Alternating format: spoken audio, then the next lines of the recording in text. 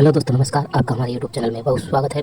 रीडमैन 2026 या third grade 2026 के लिए हमने मॉडल पेपर की सीरीज़ तैयार की है, जिसके लिए आपको रोजाना एक मॉडल पेपर देखना होगा और इसके द्वारा आप अपनी तैयारी को रख सकते हैं और अपनी तैयारी को मजबूत कर सकते हैं। तो राजस्थान थर्ड ग्रेड 2026 के लिए मॉडल पेपर की सीरीज़ को आपको रोजाना देखना होगा और अब तैयारी को मजबूत करना होगा। जो कि अधिकतर प्रश्न इस सीरीज में लिए गए हैं, वो सभी प्रश्न अधिकतर जो पेपर में आए हुए हैं या आने की संभावना है वही लिए गए हैं। तो आप अपनी तैयारी के साथ लग जाइए और रोजाना मॉडल पेपर जरूर देखिए, चाहे से आप उसको 2 की स्पीड पर देखिए, चाहे 1 की स्पीड पर। इससे आपका बार बार रिवीजन होगा और अधिक से अधिक सवालों को आप सरलता से सरल कर पाएंगे। वीडियो को लाइक कीजिए, शेयर कीजिए और चैनल को सब्सक्राइब नहीं किया है तो चैनल को सब्सक्राइब जरूर कर लें। चलिए देखते हैं अपना आज का मॉडल पेपर। सबसे पहले पहला सवाल पे एरिडीसोल मृदा का क्षेत्र है। तो एरिडीसोल मृदा का क्षेत्र कौन सा है? चूरू, सीकर, झुंझुनू, नागौर, जैसलमेर, बाड़मेर, गंगानगर, जयपुर, दौसा, टोंक, करौली, धौलपुर, बारां। तो पहले नंबर का जो सही आंसर है वो है ऑप्शन नंबर 1 चूरू, सीकर, झुंझुनू, नागौर। ये है एरिडीसोल। और एंटीसोल कौन सा है? जैसलमेर, बाड़मेर, गंगानगर वाला। ठीक है, अगला सवाल क्वेश्चन नंबर 2। राजस्थान में मिट्टी का अवनालिका अपरदन सर्वाधिक किस नदी से होता है? तो अवनालिका अपरदन इंपॉर्टेंट सवाल है, आप सभी को पता है। दूसरे का जो सही आंसर है वो है ऑप्शन नंबर 2 चंबल नदी। अवनालिका अपरदन सबसे ज्यादा चंबल नदी में होता है। ठीक है, अगला सवाल क्वेश्चन नंबर 3। झालावाड़, बारां, कोटा, बूंदी जिलों के अधिकतर क्षेत्रों में पाई जाने वाली मिट्टी कौन सी है? वो मिट्टी है 3 का उत्तर है क्वेश्चन ए वर्टिसोल। जो काली मिट्टी है, स्वतः जुताई वाली मिट्टी है, जो पिछली बार रीट लेवल 1 में मेंस में पूछी थी। ठीक है ना, तो ये बहुत इंपॉर्टेंट सवाल है। अगला है राजस्थान के निम्नलिखित जिलों में लाल लोमी मृदा पाई जाती है। मतलब कौन से जिलों में लाल लोमी मृदा पाई जाती है? तो आपको देख रहे हो एक एक क्वेश्चन बहुत ही ज्यादा इंपॉर्टेंट और पीवाईक्यू है, क्योंकि आपको खुद को लग रहा है ये सवाल बहुत एकदम अपने लेवल के। ठीक है ना, तो क्वेश्चन नंबर 4 का जो सही आंसर है वो जयपुर और दौसा। लाल लोमी मिट्टी कहाँ पाई जाती है? जयपुर और सॉरी ये गलत है, बांसवाड़ा और डूंगरपुर में। कहाँ पे? बांसवाड़ा और डूंगरपुर में। ठीक है ना, अगला सवाल है क्वेश्चन नंबर 5। निम्नलिखित में से कौन सा युग्म सही सुमेलित है? क्या है? सही सुमेलित है। इनमें से अलवर और जयपुर में दोमट मिट्टी है क्या? ठीक है ना, जो है दोमट मिट्टी सही है अलवर और जयपुर में। कोटा और झालावाड़ में काली मिट्टी आपको पता है। उदयपुर चित्तौड़गढ़ में काली लाल मिट्टी है, लेकिन गंगानगर और हनुमानगढ़ में भूरी बलुई मिट्टी नहीं है। इसका तो सेकंड आंसर रहने वाला है। ठीक है, तो ऑप्शन नंबर 2 जो है इसका आंसर रहने वाला है। अगला सवाल आपके सामने क्वेश्चन नंबर 6 नंबर जो क्वेश्चन है वो ये है, राजस्थान की मिट्टी के संबंध में निम्न में से कौन सा कथन सत्य नहीं है? मिट्टी के संबंध में कौन सा कथन सत्य नहीं है? छठे का, दक्षिण पूर्वी भाग में बेसाल्ट लावा के क्षरण से काली मिट्टी का निर्माण हुआ। बिल्कुल सही है, सॉरी बिल्कुल ये सही है पहला। दूसरा है दक्षिणी भाग में फॉस्फेटिक सेलों के क्षरण से मिश्रित लाल मिट्टी का निर्माण हुआ है। नहीं, अभी तो ऊपर वाला कह दिया, ये गलत है। तीसरा है थार मरुस्थल में ग्रेनाइट और अलुआ पत्थर से बलुई मिट्टी का निर्माण हुआ है। ये बिल्कुल सही है। और अगला है दक्षिण भाग में ग्रेनाइट, नीस और क्वार्टाइट सेलों से लाल लोमी मिट्टी का निर्माण हुआ है। ये भी सही। तो ऑप्शन नंबर 2 जो है इसका आंसर रहने वाला है। अगला है क्वेश्चन नंबर 7। प्रधानमंत्री नरेंद्र मोदी ने कहां से मृदा स्वास्थ्य कार्ड योजना की शुरुआत की थी? तो आप सभी को पता है क्वेश्चन नंबर 7 का जो सही आंसर है वो है ऑप्शन नंबर 4 सूरतगढ़ से। सूरतगढ़ से प्रधानमंत्री नरेंद्र मोदी जी ने मृदा स्वास्थ्य कार्ड योजना की शुरुआत की थी। अगला सवाल है 8 नंबर। कपास की कृषि के लिए काली मिट्टी आदर्श क्यों मानी जाती है? 8 नंबर का जो आंसर है यह पठारी भाग में पाया जाता है। बिल्कुल सही है। यह अधिक आर्द्रता ग्राही है। सही है। ये लावा से बनी होती है। सही है। लेकिन ये कह रही है काली मिट्टी है। ये जो है ना, ये इसका आंसर माना है। ठीक है, आदर्श क्यों माना जाती है? क्योंकि ये काले रंग की है। काले रंग में से कपास ज्यादा पाया जाता है। ठीक है, तो ऑप्शन नंबर 2 इसका सही आंसर है। राजस्थान को जैतून की चाय बनाने का गौरव प्राप्त हुआ है। यह चाय कहाँ बननी आरंभ हुई? तो जैतून की चाय कहाँ बननी आरंभ हुई? तो 9वें का जो सही आंसर है वो है ऑप्शन नंबर 3 कोटा। अगला सवाल है कथन ए, हनुमानगढ़ में खरीफ तिलहन में कथन ए क्या है? हनुमानगढ़ में खरीफ तिलहनों में मूंगफली, तिल, सोयाबीन तथा अरंडी शामिल है। और दूसरा है कथन बी, राजस्थान में रबी तिलहनों में राई, सरसों, तारा मीरा तथा अलसी शामिल है। इनमें से कौन सा कथन सही है और गलत है आपको बताना है। तो क्वेश्चन नंबर 10 का जो सही आंसर है वो है ऑप्शन नंबर 1 कथन ए और 2 दोनों सही है। तो खरीफ में क्या है? तिलहन में मूंगफली, तिल और सोयाबीन और अरंडी। और रबी में है राई, सरसों, तारा मीरा और अलसी। ठीक है, अब आगे चलते हैं क्वेश्चन नंबर 11। एशिया का सबसे बड़ा कृषि फार्म कौन सा है? एशिया का जो सबसे बड़ा कृषि फार्म है वो है ऑप्शन नंबर 1 सूरतगढ़। अगला सवाल है क्वेश्चन नंबर 12। काजरी संस्थान की स्थापना कब हुई थी? तो 12वें का जो सही आंसर है, काजरी संस्थान की जो स्थापना है वो हुई थी 1959 में। Question number 13। राष्ट्रीय सरसों अनुसंधान केंद्र कहाँ है? सेवा भरतपुर में। ठीक है ना, 13 का जो सही आंसर है वो है ऑप्शन नंबर सी। ठीक है ना, अगला है क्वेश्चन नंबर 14। निम्न में से खरीफ की फसल नहीं है। इनमें से खरीफ की फसल कौन सी नहीं है? तो 14 का जो सही आंसर है वो है ऑप्शन नंबर सी। 14 का क्या है? ऑप्शन नंबर सी अरहर। ठीक है, खरीफ की फसल नहीं है, बाकी सब खरीफ की फसल है, चना, ज्वार, उड़द। अगला सवाल है क्वेश्चन नंबर 15। जायद की फसलों में शामिल है। इनमें से जायद की फसलों में कौन सा है? मसूर, मटर, अलसी, तरबूज, खरबूजा, ककड़ी, चावल, मूंगफली, अरंडी, सोयाबीन, कपास, गन्ना। तो 15 का जो सही आंसर है वो है ऑप्शन नंबर 2 तरबूज, खरबूजा और ककड़ी। चैती या दसमक गुलाब की खेती कहाँ होती है भाई? 16 नंबर का जो सही आंसर है वो आप सभी को पता है, राजसमंद इसका आंसर है। चैती और दसमक गुलाबों की खेती कहाँ होती है? राजसमंद में होती है। ठीक है, अगला सवाल है क्वेश्चन नंबर 17। ईसबगोल का मुख्य उत्पादन केंद्र कौन सा है? ईसबगोल का मुख्य उत्पादन केंद्र कौन सा है? राजस्थान है। अगला क्वेश्चन नंबर 18। 2001 की जनगणना के अनुसार राजस्थान की किन शहरों की आबादी 5 लाख से अधिक है? जो बड़ी बड़ी सिटी है उनमें 5 लाख से अधिक है। तो 18 का जो सही आंसर है वो है ऑप्शन नंबर 2 जयपुर, जोधपुर, कोटा, बीकानेर, अजमेर। ठीक है, ये अगला सवाल है आपके सामने क्वेश्चन नंबर 19। 2011 की जनगणना के अनुसार राजस्थान में महिला साक्षरता प्रतिशत कितना है? इंपॉर्टेंट सवाल है। 19 नंबर का जो सही आंसर है वो है 52.1%। अगला सवाल है क्वेश्चन नंबर 20। राजस्थान का वह जिला जिसकी 2001 से 2011 के मध्य दशक की जनसंख्या वृद्धि दर प्रतिशत सर्वाधिक है। तो 20वें का जो सही आंसर है वो है ऑप्शन नंबर 3, सॉरी इन्होंने ऑप्शन नंबर 3 बताया है, लेकिन इसका आंसर है ऑप्शन नंबर 2 बाड़मेर। अगला है 21। राजस्थान की जनगणना 2011 के अनुसार राजस्थान में ग्रामीण क्षेत्र बाल लिंगानुपात 0 से 6 आयु वर्ष का था। कितना बाल लिंगानुपात था? 21। 21 का जो सही आंसर है वो है ऑप्शन नंबर 2, ग्रामीण बाल लिंगानुपात कितना? 892। अगला सवाल है क्वेश्चन नंबर 22। आप बताते चलिए आपको कैसा लग रहा है, आप कमेंट जरूर करके जाइएगा आपको कैसा लगा और क्या इसमें सुधार चाहिए। राजस्थान की जनसंख्या के संबंध में सही सुमेलित है, आपको इसमें से सही सुमेलित करना है, ठीक है ना। तो आप सभी को पता है इसमें 22 का जो आंसर है 22 का वो है ऑप्शन नंबर 1, मतलब ए का है 4। जैसे कि वृद्धि दर कितनी है? 21.31% है राजस्थान की, ठीक है ना। और लिंगानुपात कितना है? 928 है। साक्षरता कितनी है? 66.1 है। और घनत्व कितना है? 200 व्यक्ति प्रति वर्ग किलोमीटर। ये चारों बहुत नॉर्मल और इंपॉर्टेंट है, ठीक है ना। और लेवल 1 में यही लेवल एकदम बराबर है। 23 का है 2011 की जनगणना के अनुसार राजस्थान में किस जिले में ग्रामीण महिला साक्षरता सर्वाधिक है? ग्रामीण महिला साक्षरता दर ग्रामीण में सर्वाधिक कहाँ पे है? तो 23 का जो सही आंसर है वो है ऑप्शन नंबर 4, झुंझुनू। झुंझुनू में जो है ग्रामीण साक्षरता दर सर्वाधिक है। अगला सवाल है कथन। राजस्थान में जनसंख्या वितरण असमान है, बिल्कुल सही है। और कारण है राजस्थान में जलवायु उच्चावचीय कारकों में विविधता पाई जाती है, ये भी सही है। तो कथन और कारण दोनों सही है। तो 24 का जो सही आंसर रहने वाला है वो है ऑप्शन नंबर 1। Question number 25। 2011 की जनगणना के अनुसार सुमेलित करना है आपने को। तो सुमेलित क्या करना है? 25 का जो सही आंसर इन्होंने माना है वो है ऑप्शन नंबर 2, मतलब ये वाला। इसमें अपन देखते हैं ए का 1 है, मतलब कुल साक्षरता दर कितनी अभी पड़ी थी? 66.1 है, ठीक है। बी का 4 है, कुल पुरुष साक्षरता कितनी है? 79.2, 79.2। कुल महिला साक्षरता अभी हमने पढ़ी थी 52.1 है। ग्रामीण साक्षरता कितनी है? ग्रामीण साक्षरता है डी का 3, 61.4, और शहरी साक्षरता है 79.7, ठीक है ना। तो पुरुष शहरी साक्षरता और कुल साक्षरता लगभग आसपास है, ठीक है ना। चलिए अगला सवाल, क्वेश्चन नंबर 26। भीलों के गांव के मुखिया क्या कहलाते हैं? भीलों के जो गांव हैं उसके मुखिया क्या कहलाते हैं? 26 का जो सही आंसर है वो है ऑप्शन नंबर डी, गमेती, ठीक है। अगला सवाल है निम्नलिखित में से जनजाति में वालर लोक नृत्य किस जनजाति द्वारा लोकप्रिय है? वालर आप सभी को पता है। 27 का जो सही आंसर रहने वाला है वो है गरासिया। अगला सवाल है तारा भात की ओढ़नी राजस्थान की किन स्त्रियों की लोकप्रिय वेशभूषा है? तो तारा भात की ओढ़नी किसकी वेशभूषा है? तो 28 का जो सही आंसर रहने वाला है ऑप्शन नंबर सी, आदिवासियों की। Question number 29। राजस्थान में किशनगंज और शाहबाद पंचायत में कौन सी जनजाति निवास करती है? तो 29 का जो सही आंसर है वो है ऑप्शन नंबर बी, सहरिया। अगला है गोपना, कोरवा या टोपा कहते हैं, किसको कहते हैं भाई? तो 30वें का जो सही आंसर है वो है ऑप्शन नंबर 1, पेड़ों पे मचान नुमा झोपड़ी। इसको गोपना, कोरवा या टोपा ये कहते हैं, ठीक है। पेड़ों पर मचान नुमा झोपड़ी। दामोद जनजाति का मुख्य व्यवसाय क्या है भाई? तो 31 का जो सही आंसर है वो है ऑप्शन नंबर ए, खेती करना। दामोद जनजाति का मुख्य व्यवसाय क्या है? खेती करना। अगला सवाल है हेलरू सस्ता संबंध है। हेलरू सस्ता का संबंध किससे है? तो 32 का संबंध है गरासिया जनजाति से। तो हेलरू सस्ता गरासिया जनजाति से संबंधित है। अगला जो सवाल है भील जनजाति में पेय पदार्थ हेतु किस वृक्ष का उपयोग किया जाता है? आप सभी को पता है इसका जो सही आंसर है 33 का वो है ऑप्शन नंबर सी, महुआ। और महुआ की शराब आदिवासियों को बहुत ज्यादा अच्छी लगती है। राजस्थान में जनजातीय क्षेत्रीय विकास विभाग कौन सा विकास? जनजातीय क्षेत्र में विकास करने के लिए जो विभाग है उसकी स्थापना कब हुई थी? तो 34 का सही आंसर ऑप्शन नंबर डी, 1981 में। अभी ही हुई है 1981 में जनजातीय क्षेत्रीय विकास विभाग। राजस्थान में सूर्योदय एवं सूर्यास्त सबसे पहले कहां पे होता है? तो 35 का जो सही आंसर है वो है ऑप्शन नंबर 1, धौलपुर। अगला है राजस्थान के वे जिले जो 2 राज्यों की सीमाओं से लगते हैं। राजस्थान के वे जिले जो 2 राज्यों की सीमाओं से लगते हैं वे कौन से हैं? तो 36 का जो सही आंसर है वो है सी, भरतपुर, ठीक है। 2 राज्यों की सीमाओं से लगते हैं तो 36 का इन्होंने जो माना है वो है option number D, sorry C नहीं, ऑप्शन नंबर डी, उपरोक्त सभी, ठीक है। अगला सवाल है भोराट का पठार किसके मध्य स्थित है? वह है 37 का जो सही आंसर है ऑप्शन नंबर बी, कुंभलगढ़ व गोगुंदा के बीच। अगला सवाल है पर्वत और पठार है और उनका जिला है, सम्मिलित करना है इनमें से कौन सा सही है, ठीक है ना। तो 38 का जो इन्होंने सही आंसर माना है वो है ऑप्शन नंबर सी। इससे हम जोड़ते हैं एक का 1 सुंडा पर्वत जालोर में है, मैसा का पठार चित्तौड़ में है, भोराट का पठार उदयपुर में है और त्रिकुट जैसलमेर में है, ठीक है।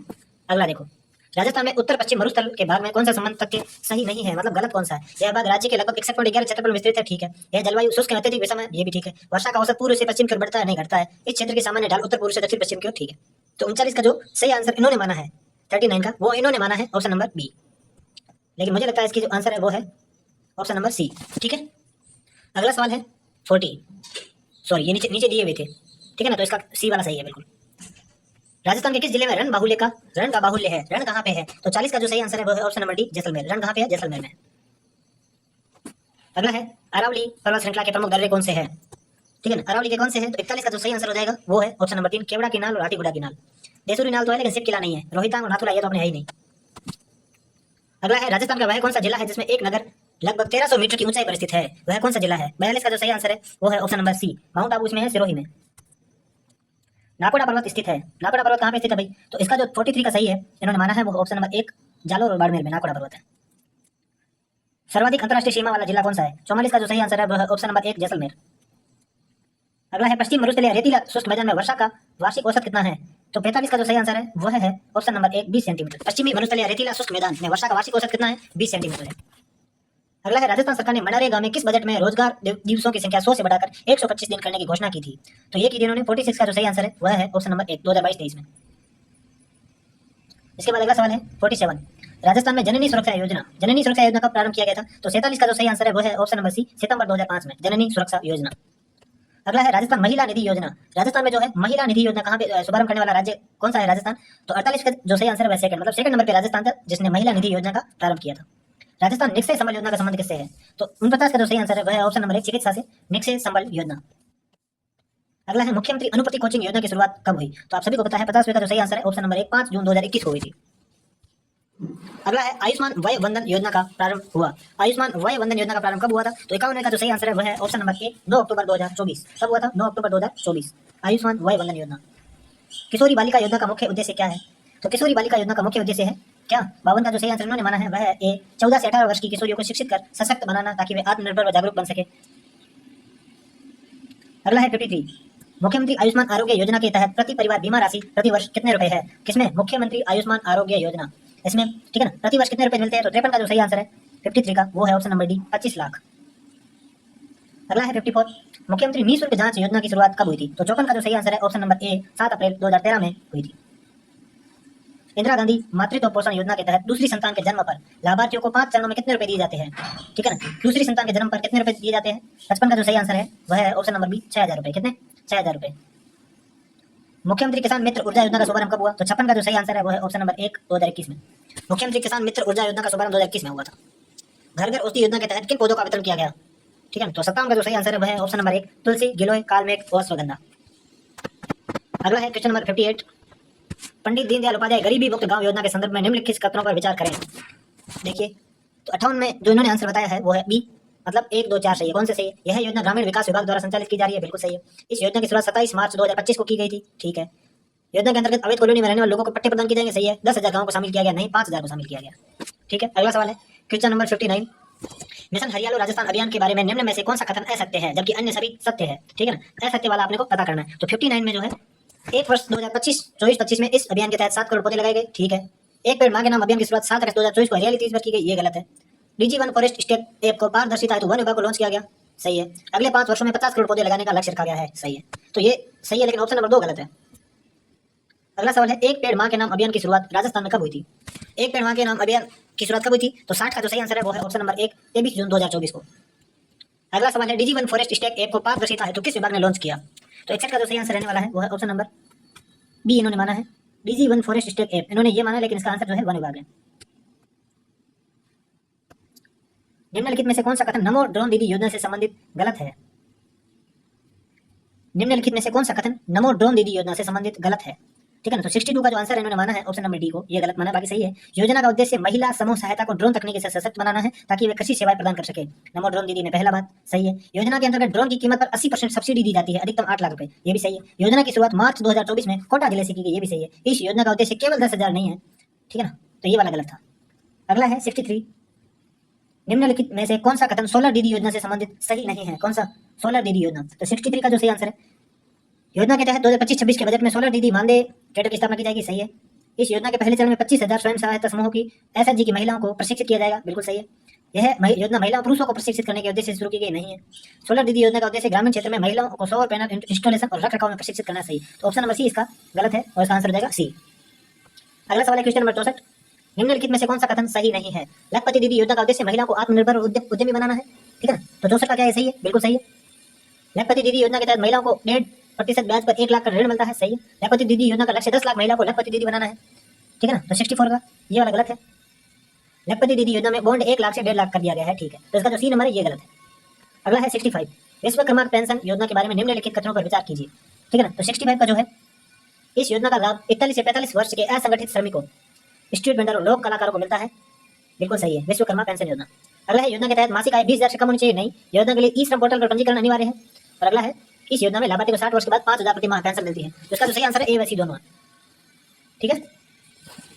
व्यक्तित्व का कुसमायोजन प्रकट करता है, यदि किसी का कुसमायोजन होता है तो वो क्या प्रकट करता है? 66 का जो सही आंसर है वो है ऑप्शन नंबर डी, ये सभी बातें उसमें प्रकट होती है, आक्रमणकारी रूप में, झगड़ालू प्रवृत्ति और पलायनकारी प्रवृत्ति। अगला सवाल है 67, फ्रायड की व्यक्तित्व अध्ययन विधि क्या कहलाती है? तो 67 का जो सही आंसर है ऑप्शन नंबर सी, मनोविश्लेषण सिद्धांत, ठीक है। अगला सवाल है वुडवर्थ ने व्यक्तित्व के शील गुणों की संख्या कितनी बताई है? वुडवर्थ ने कितनी संख्या बताई है? तो ऑप्शन नंबर इसका जो सही होने वाला है 68 का वो है सी, 12 बताई है। शील गुणों की संख्या कितनी बताई? वुडवर्थ ने 12, लेकिन केटल ने 16। जुंग ने व्यक्तित्व का वर्गीकरण कितने भागों में किया है? 69 का जो सही आंसर है वो ऑप्शन नंबर 2 3 भागों में। जुंग ने कितने प्रकार होता है? 3। व्यक्तित्व मापन की किस विधि में व्यक्ति को चित्र दिखाकर उसके आधार पर लिखी गई कहानी के विश्लेषण द्वारा व्यक्तित्व का मूल्यांकन किया जाता है? 70 का जो सही आंसर है ऑप्शन नंबर 2 मापदंड मूल्यांकन विधि। इसमें क्या किया जाता है? व्यक्ति को चित्र दिखाकर उसके आधार पर लिखी गई कहानी, ठीक है ना, उसका जो है विश्लेषण किया जाता है, मूल्यांकन किया जाता है। अगला सवाल है वातावरण द्वारा बालक पर पड़ने वाला प्रभाव है। बालक चहुमुखी विकास, बुद्धि पर प्रभाव, मानसिक विकास पर प्रभाव और 71 का डी। तो 71 का डी है, सभी पे प्रभाव होता है। वंशानुक्रम का नियम कौन सा है? 72 इसका जो है बीज कोश की निरंतरता का सिद्धांत है, प्रत्यागमन का सिद्धांत है, संक्रमण का सिद्धांत है। इसका जो है वंशानुक्रम का सिद्धांत कौन सा है? सारे है। निम्न में से कौन सा कथन सही नहीं है? कौन सा कथन सही नहीं है? गलत है मतलब। 73 में जो है विकास लंबवत नहीं होकर वर्तुलाकार होता है, बिल्कुल। विकास की गति की दर एक सी रहती है, नहीं। सामाजिक विकास विकास मस्तिष्क उद्यमुखी क्रम में होता है, सही है। विकास केंद्र से बाहर की होता है, सही है। ये वाला गलत है, ऑप्शन नंबर 2 एक सी स्पीड नहीं होती। बालक का विकास प्रभावित होता है वंशानुक्रम और वातावरण दोनों से। अगला है 75 निम्नलिखित में से किस दृष्टिकोण की मान्यता है कि बाल विकास एक सतत प्रक्रिया नहीं है? ठीक है ना, तो ऐसा कौन मानता है कि बाल विकास एक सतत प्रक्रिया नहीं है? तो 75 का जो सही आंसर है वह है ऑप्शन नंबर ए पियाजे का संज्ञानात्मक विकास का सिद्धांत। बाकी सारे सतत प्रक्रिया मानते हैं। 76वीं प्रथम पीढ़ी के कंप्यूटर उपयोग करते थे। प्रथम पीढ़ी के कंप्यूटर में क्या उपयोग करते थे? तो इसका जो सही आंसर है वो है वैक्यूम ट्यूब। अगला है 77 निम्न में से डाटा की सबसे छोटी इकाई कौन सी है? तो 77 का जो सही आंसर रहने वाला है वो है ऑप्शन नंबर बी बिट। अगला है माउस में राइट बटन का कार्य क्या होता है? तो 78 का जो है सी सही आंसर होगा विकल्प खोलना, ठीक है। राइट बटन का कार्य क्या होता है? विकल्प को खोलना। अगला सवाल है आपकी स्क्रीन पर 79 विंडोज में कंट्रोल प्लस सी शॉर्टकट उपयोग किया जाता है। कंट्रोल प्लस सी क्यों उपयोग किया जाता है? कॉपी करने के लिए। किस चीज के लिए? कॉपी करने के लिए। अगला है 80 एबेकस को किस देश के लोगों ने बनाया था? 80 का जो सही आंसर है एबेकस को किस देश के लोगों ने बनाया था? तो इसका सही आंसर है 80 का ऑप्शन नंबर ए चीनी लोगों ने। अगला सवाल है अर्जित गुणों का स्थानांतरण इस नियम के समर्थक है। अर्जित गुणों के स्थानांतरण का समर्थक कौन है? तो 81 का जो सही आंसर है वो है लेमार्क। अगला है व्यक्ति का विकास में कोई हाथ नहीं होता बल्कि प्रकृति ही सब कुछ निर्भर करती है। मतलब प्रकृति को ज्यादा जोर कौन दे रहा है इसमें से व्यक्ति के विकास में? तो 82 का जो सही आंसर है वो है ऑप्शन नंबर 1 डार्विन। डार्विन कह रहा है सब कुछ प्रकृति पे डिपेंड करता है। अगला है 83 लाठी सीरीज क्षेत्र राज्य के किस जिले में स्थित है? तो 83 का है लाठी सीरीज राज्य के किस जिले में स्थित है? वो है जैसलमेर में। अगला है राजस्थान का सबसे आर्द्र जिला कौन सा है? सॉरी आर्द्र स्थान कौन सा है? तो 84 का जो सही आंसर रहने वाला है वो है option number C Mount Abu. अगला है आड़ा वाला पर्वत राजस्थान के किस जिले में स्थित है? कौन सा पर्वत? आड़ा वाला पर्वत। 85 का जो सही आंसर है वो ऑप्शन नंबर डी बूंदी में है। ये सारे इतने इंपॉर्टेंट सवाल है, हर साल पिछले एग्जाम में आया हुआ है। वह न्यूनतम संख्या क्या होगी जब 9, 12, 15 और 20 से विभाजित करने पर 3 शेष बचे? 168, 128, 183 और 160। तो 86 का जो सही आंसर है वो ऑप्शन नंबर सी 183। अगला सवाल है निम्नलिखित में से कौन सी संख्या 840 का सही अभाज्य गुणनखंड है? 840 का सही अभाज्य गुणनखंड कौन सा है? तो 87 का जो सही आंसर वो है ऑप्शन नंबर बी। ये आपको सोल्व करना है, ठीक है। दो संख्या 3:4 के अनुपात में है तथा इसकी लघुत्तम समापवर्ती 84 है, तो इनमें से छोटी संख्या कौन सी है? तो 88 का जो सही आंसर रहने वाला है ऑप्शन नंबर डी। अगला है 89 6, 7, 8 का एलसीएम 336 है, तो एचसीएफ क्या होगा? तो 89 का जो सही आंसर रहने वाला है ऑप्शन नंबर बी 1। 400 रुपए में एक वस्तु को बेचने पर एक डीलर को 6% की हानि हुई, तो वस्तु का क्रय मूल्य क्या होगा? तो 90 का जो सही आंसर है वो है 425.53। एक व्यक्ति 120 रुपए की वस्तु को 9% लाभ पर बेचता है, उस वस्तु का विक्रय मूल्य क्या है? तो 91 का क्या है? सही आंसर 91 का हो जाएगा ऑप्शन नंबर बी 130.8। अगला है 92 92 3000 रुपए मूलधन एवं 7% वार्षिक की दर से 3 वर्ष और 4 वर्ष के साधारण ब्याज का अंतर क्या होगा? तो 92 का जो सही आंसर है ऑप्शन नंबर डी 210। कितने प्रतिशत वार्षिक सरल ब्याज की दर से 1800 रुपए 2 वर्षों में 21,600 रुपए हो जाएंगे? सॉरी 18,000 रुपए 2 वर्षों में 21,600 रुपए हो जाएंगे। तो 93 का जो सही आंसर रहने वाला है ऑप्शन नंबर 1। अगला है 94 वृत्त के केंद्र पर बने कोणों का योग क्या है? तो वृत्त के जो केंद्र है उस पर बने कोणों का योग कितना होता है? तो 94 का सही आंसर जो रहने वाला है ऑप्शन नंबर 1 360। सरल कोण का मान कितना होता है? 95 का सही आंसर है ऑप्शन नंबर सी 2 समकोण के बराबर। जब दो रेखाएं आगे बढ़ाने पर किसी बिंदु पर काटे तो वे रेखाएं क्या कहलाती है? तो 96 का जो सही आंसर है ऑप्शन नंबर सी प्रतिच्छेदी रेखाएं। एक तल पर कितनी रेखाएं खींची जा सकती है? 97 का सही आंसर है ऑप्शन नंबर सी अनंत। 98 6000 रुपए का 10% चक्रवर्ती ब्याज की दर से 2.5 वर्ष का चक्रवर्ती ब्याज बताओ। तो 98 का जो सही आंसर रहने वाला है ऑप्शन नंबर बी 1623।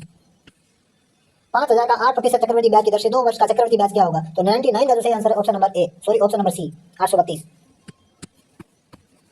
अगला सवाल है आपके सामने 100 40 और 64 का एचसीएफ क्या होगा? तो 100 का जो सही आंसर है ऑप्शन नंबर ए 8। वीणा पानी में प्रयुक्त समास कौन सा है? तो 101 का जो आंसर है बहुव्रीहि। वीणा है पानी में जिसके मतलब सरस्वती जी। हीन भावना शब्द में प्रयुक्त समास कौन सा है? 102 का सही आंसर है ऑप्शन नंबर 2 कर्मधारय। और 103 है सदैव शब्द में संधि कौन सी है?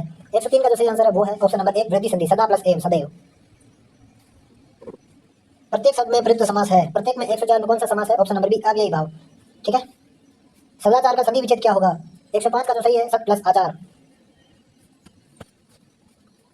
अगला सवाल है वधुत्सव शब्द का संधि विच्छेद होगा। 106 का जो है ऑप्शन नंबर 1 वधु प्लस उत्सव। नीरोग शब्द में कौन सी संधि प्रयुक्त हुई है? 107 का सही है ऑप्शन नंबर बी विसर्ग संधि।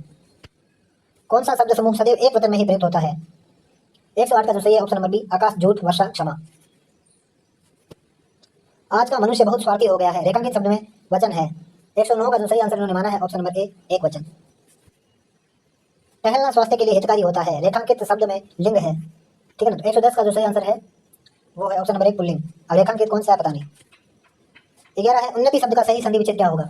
111 का जो सही आंसर रहने वाला है वो है ऑप्शन नंबर 1 उत प्लस नति। अगला सवाल 112 किस विकल्प में पुल्लिंग और स्त्रीलिंग शब्दों का सही मेल नहीं है? ठीक है। तो 112 का जो सही आंसर रहने वाला है ऑप्शन नंबर डी मर्द और मर्दानी। हाथी का हथीनी, कर्ता का कर्त्री, दाता का दार्त्री। व्यायाम शब्द में कौन सी संधि प्रयुक्त हुई है? 113 का जो सही आंसर रहने वाला है ऑप्शन नंबर बी यण। अगला है 114 कवि का स्त्रीलिंग रूप क्या होगा? 114 का जो सही आंसर रहने वाला है ऑप्शन नंबर बी कवयित्री। अगला है 115 मान सम्मान में प्रयुक्त समास है। 115 का जो सही आंसर रहने वाला है ऑप्शन नंबर बी द्वंद्व समास, मान और सम्मान। अगला है चौमासा शब्द का समास विग्रह होगा। चौमासा का, ठीक है ना, 4 मासों का समूह। तो 116 का जो सही आंसर रहने वाला है ऑप्शन नंबर ए। 117 का है हिंदी शिक्षण के दौरान बच्चों के भाषा ज्ञान संबंधी उपलब्धि की जांच किस परीक्षण के द्वारा की जाती है? उपलब्धि की जांच किसके द्वारा की जाती है? 117 का ऑप्शन नंबर बी उपलब्धि परीक्षण के द्वारा। अगला सवाल है 118 ममता हिंदी भाषा में बोलते समय कई बार अटकती है, आप क्या करेंगे? 118 का जो है उसे प्रवाहपूर्ण अभिव्यक्ति के नमूने सुनाएंगे और कहेंगे कि उसे हूबहू ऐसा ही बोलना है, रटाना है। बिल्कुल नहीं रटाना। कक्षा में बाकी बच्चों से कहेंगे कि ममता के समझ प्रवाहपूर्ण अभिव्यक्ति के नमूने प्रस्तुत करें, ये भी गलत है। कक्षा में केवल ममता को बार बार बोलने के लिए कहेंगे, ये भी गलत है। धैर्य रखते हुए सहज अभिव्यक्ति के लिए प्रोत्साहित करेंगे, ये सही है। अगला है 119 निम्नलिखित में से भाषा शिक्षण की चुनौतियां हैं। तो क्या चुनौतियां हैं? केवल व्याकरण से संबंधित चुनौतियां इधर भी है, पठन से संबंधित भी है, लेखन से संबंधित भी है, मतलब सभी प्रकार की चुनौतियां हैं। समाचार पत्र किस प्रकार की सामग्री है? तो आप सभी को पता है 120 का ऑप्शन नंबर 2 है दृश्य सामग्री। कक्षा में अध्यापक का मित्र कौन होता है? तो 121 का सही आंसर है ऑप्शन नंबर बी श्यामपट्ट। पाठ्य पुस्तक के सहायक होती है 122, इसका जो सही आंसर है ऑप्शन नंबर डी केवल पाठ्यक्रम को व्यवस्थित करने में, चलाने में। बिल्कुल सही है। शिक्षा को प्रति रुचि उत्पन्न करने में और स्वायत्त देने में, सभी में पाठ्य पुस्तक सहायक होती है। अगला सवाल है 123 निम्नलिखित में से सर्वाधिक प्रभावी शिक्षण सहायक सामग्री कौन सी है? तो 123 का जो सही है सी श्रव्य दृश्य सहायक शिक्षण सामग्री। अगला है 124 निम्नलिखित को सम्मिलित कीजिए। तो 124 का जो सही आंसर रहने वाला है ऑप्शन नंबर बी, मतलब ए का जो है 2, ठीक है, बी का है 3, सी का है 4, डी का है 1। अगला है भाषा की कक्षा में समाचार पत्र पत्रिकाओं का उपयोग यह सुनिश्चित करता है कि 125 का जो सही आंसर होगा बच्चों को मुख्य शीर्षक याद रहे, नहीं। बच्चे प्रमाणित लेख समाचार आदि पर अपनी प्रतिक्रिया देने की क्षमता रखते हैं, नहीं। शिक्षण सामग्री का उपयोग हो रहा है, नहीं। बच्चे की भाषा पर समाचार पत्र पत्रिकाओं का प्रभाव बढ़े, ये है इसका उद्देश्य। 126 नंबर का क्वेश्चन है 130 change the sentence into passive voice. 126 130 में सभी में पैसिव वॉइस में चेंज करना है। ओपन द डोर, ठीक है, इसका चेंज क्या होगा? 126 का सही आंसर होगा let the door B opened, ठीक है। They will borrow some money, ठीक है। तो 127 का जो सही आंसर रहने वाला है some money will be borrowed by them. अगला है 128 can she control the situation, क्या वो सिचुएशन कंट्रोल कर सकती है? तो इसका सही आंसर क्या रहने वाला है 128 का? Option number B can the situation be controlled by her, controlled by her, ठीक है। अगला सवाल do you like the rooms 129। तो 129 का क्या होगा? Are the rooms liked by you, ठीक है। अगला है 130 have they played a match. 130 का जो है सही आंसर होगा D has a match been played by them. I said to boys boy don't tease the dog, इसका सही आंसर क्या होगा? 131 का सी होगा I asked the boy not to tease the dog, ठीक है। 132 का होगा shall I carry your bag, क्या होगा? Shall I carry your bag, इसका होगा 132 का option number C he asked me if he should carry my bag. The principal said to a new student what is your name। तो 133 का जो सही answer रहने वाला है option number D the principal asked a new student what is your name was, what his name was। अगला सवाल है Prachi said how lazy I am. 134 number सवाल है हाउ लेजी आई एम। तो 134 का क्या होगा? Option number C Prachi confessed that she was very lazy. Amit says you are very intelligent. तो 135 का सही आंसर है Amit says that I am very intelligent. Doctor West system lays stress on. Doctor West जो method है ये किस पे जो है जोर देता है, तो 136 का जो सही आंसर रहने वाला है option number D, silent reading पर। The grammar translation emphasise, grammar translation किस पे इंपॉर्टेंट देता है, तो 137 का जो है answer option number D, the use of mother tongue. Oral और oral approach is also known as what, 138 का जो सही है option number C, structural approach. ठीक है। The direct method increase the student capacity, 139 का सही आंसर होगा option number A, to hear accurately. What is the soul of language, तो 140 का सही answer option number B, grammar. Lapse is occurred due to, 141 का all of this. ठीक है। Fatigue, shortness of memory, lack of concentration. Mother tongue is also known as first language और home language, तो 142 का जो सही आंसर है वो है option number C, both A and B. Which type of disorder is related to learning disability in mathematics, इसको कहते हैं डिसकैल्कुलिया। 144 का है व्हाट इज मल्टीलिंगुअलिज्म, तो what is multilingualism, option number B, use of 2 और more language. How a teacher should teach a child with learning disability, 145 का जो सही आंसर है ऑप्शन नंबर सी, पे इंडिविजुअल अटेंशन, सही है। Motivate the student to learn, ये भी सही है, दोनों करना है। अगला है 146, बैग एंड बैगेज, इसका मतलब क्या होता है, 146 का जो सही आंसर है option number A, with all belongings. To miss the boat, 147 का जो सही आंसर है ऑप्शन नंबर 4 का ए, टू मिस एन अपॉर्चुनिटी। अगला है एक्सपर्ट, ठीक है ना, 148 है, इसका आपको बताना है option number 1 sided. De facto, इसका मतलब क्या होता है, 149 का ऑप्शन नंबर सी, इनफैक्ट और really. Out of the wood, इसका क्या मीनिंग है, 150 का जो है, फ्री फ्रॉम ट्रबल्स। ठीक है। तो दोस्तों कमेंट के माध्यम से बताइए आपको वीडियो कैसा लगा, और कोई प्रश्न आपको अगर पूछना है तो कमेंट के माध्यम से पूछ सकते हैं। और वीडियो को लाइक कीजिए, शेयर कीजिए, चैनल को सब्सक्राइब नहीं किया है तो चैनल को सब्सक्राइब जरूर कर लीजिए, इससे हमारे आने वाले वीडियो की जानकारी आपको तुरंत मिलती रहेगी। वीडियो देखने के लिए आपका बहुत धन्यवाद।